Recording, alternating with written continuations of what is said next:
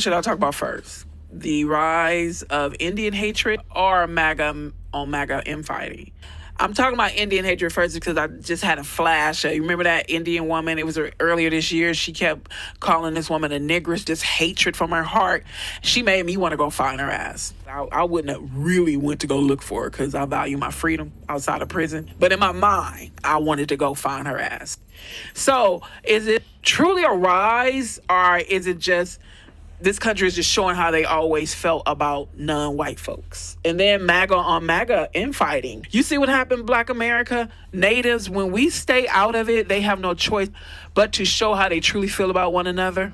Check this out. Dinesh D'Souza has now become the target of the very hate he once helped defend. Isn't it wild how when platforms devote most of their time and energy speaking against us, no one says anything but us? But as soon as it flips on them, it's like, this nonsense has to stop. As if they're saying quietly or mentally, no, you don't talk about us like you talk about the negresses. I'm just saying what folks thinking.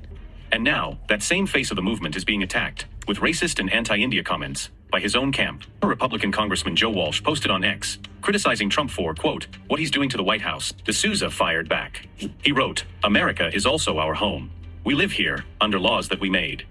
Didn't Biden and the Democrats tear down the walls and let millions of home invaders in? A Twitter user with white power and pagan in his bio turned on D'Souza with a racist, anti-India rant. The post said, you're Indian, you made nothing, you are nothing. Your race has been slaves for hundreds of years. Your existence causes me disgust. D'Souza was shocked. He replied, in a career spanning 40 years, I have never encountered this kind of rhetoric. The right never used to talk like this. And his response is a perfect example of what they have chosen to ignore when it came to us and how people spoke against us until it happens to them. During the Hindu festival Diwali, American leaders with Indian roots were attacked for wishing a happy Diwali. All this comes even as Indian Americans hold some of the highest offices in the Trump administration. FBI Director Kash Patel, National Intelligence Director Tulsi Gabbard, and AI advisor Sriram Krishnan. But Ben Shapiro isn't the only one condemning Carlson for what he did. At the Republican Jewish Coalition, Mark Levin made similar comments. For 6 months, I've been fighting these bastards, whether it's Tucker Carlson or whether it's Nick Fuentes, and I've been looking over my shoulder looking for help. And you know what I found? Nothing. The majority of times we had to fight by ourselves, so welcome to the club. Types of Christians, brown people of a wide variety of backgrounds, blacks, America's foreign policy, and America's Constitution. They admire Hitler and Stalin.